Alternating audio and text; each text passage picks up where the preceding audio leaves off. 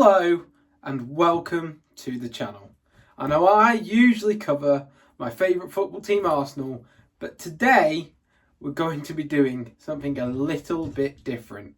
I really do hope you enjoy. If you do, please do me the absolute honour of subscribing. The reason I ask this is purely because I notice a lot of you viewers haven't subscribed yet. It'd be great for you to keep in the loop and keep subscribed.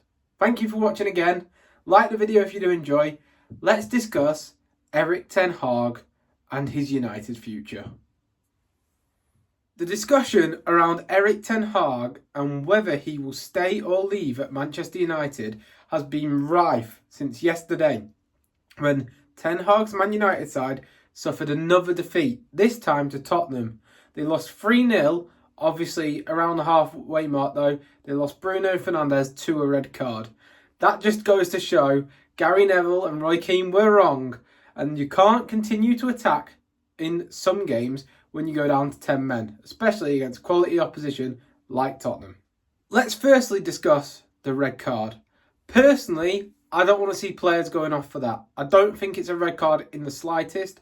Yes, his boot is quite kind of high, but at the end of the day, he loses control, and therefore he didn't have control of his body when he slipped.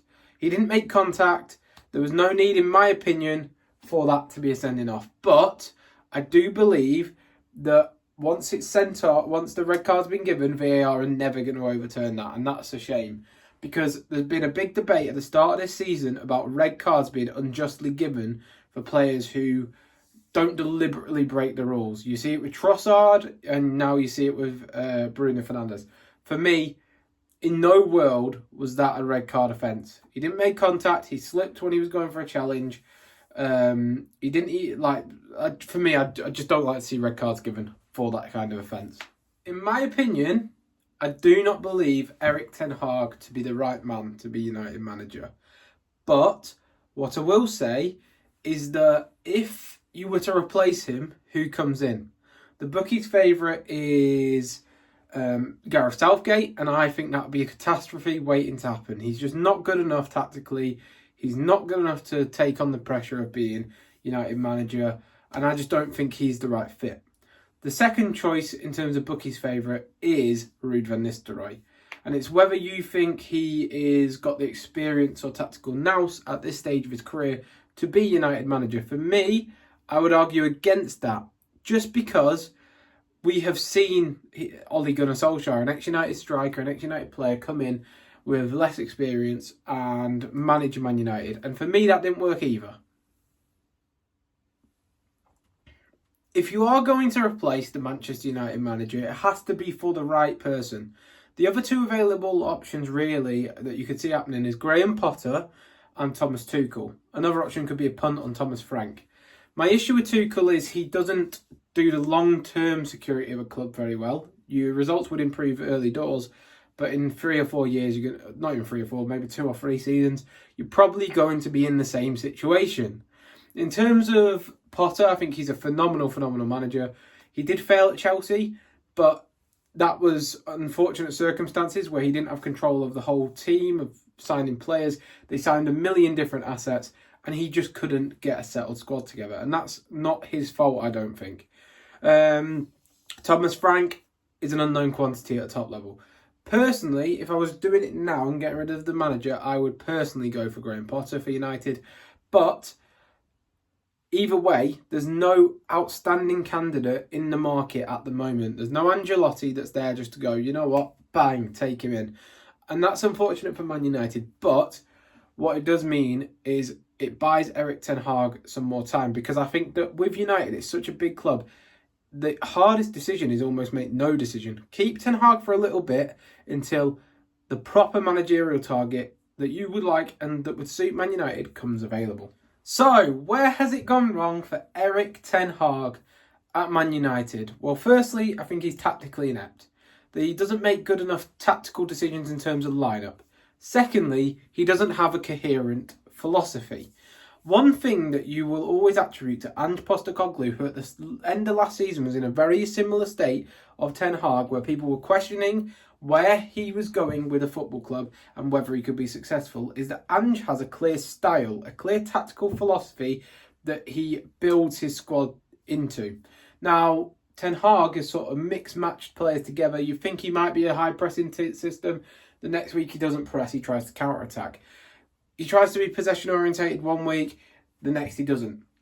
That's all well and good against inferior opposition, but when you're coming up against the likes of Tottenham, Arsenal, Chelsea, City, you're going to come unstuck. Liverpool.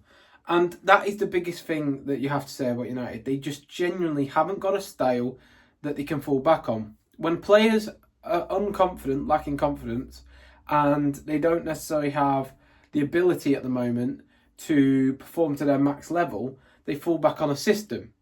Ten Hag doesn't have a system, which is what makes United players seem worse than they actually are at the moment.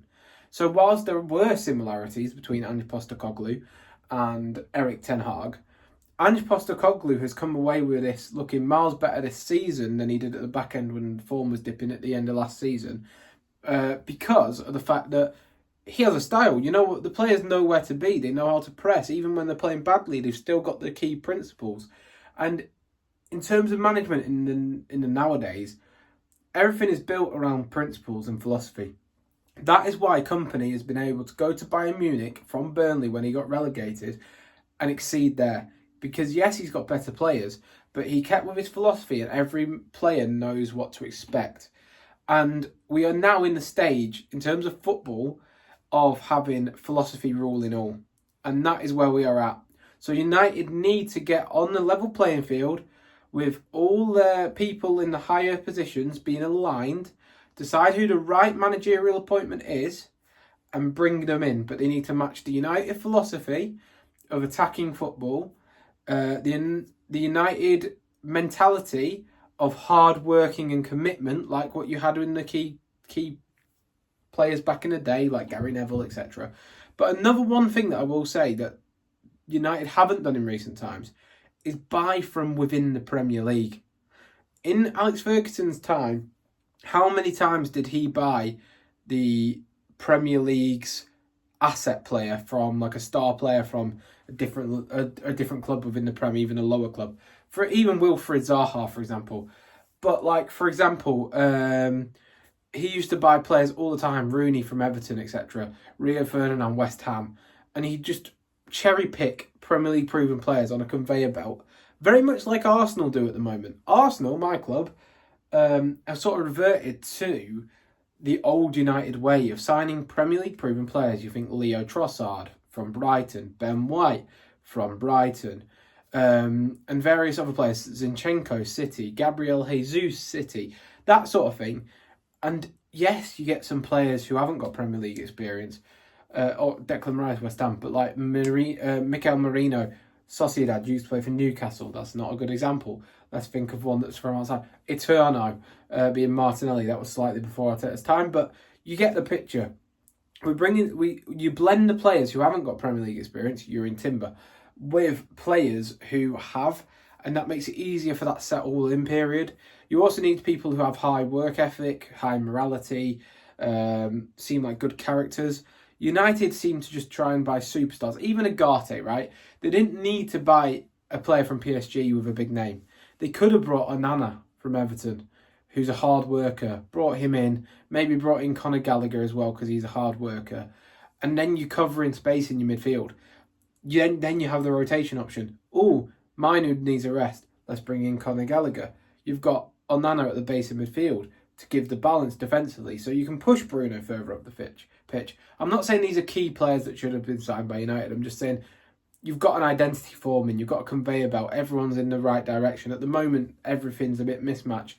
All the players together are they haven't got the relationships and they're not Premier League proven. So that all in all leads to negativity for United. But yeah, I hope you've enjoyed this sort of rundown. I personally, if I was Manchester United, would get a new manager in, and at the moment I'd lean towards Graham Potter. Whatever they do, they cannot get Southgate. I don't think that would be a good appointment. If you're a United fan, leave it in the comments below. Who would you sign? Who would be your United manager if you could choose one? Maybe it's Thomas Frank. Maybe it's Graham Potter. Maybe it's Gareth Southgate. Maybe it's Zinedine Zidane. I don't know. Eddie Howe. But yeah, let me know what you think in the comments below. Should Ten Hag get sacked? For me, absolutely. There's no doubt about it. But yeah, hope you have enjoyed. Please be sure to like and subscribe. And we'll see you next time. Goodbye.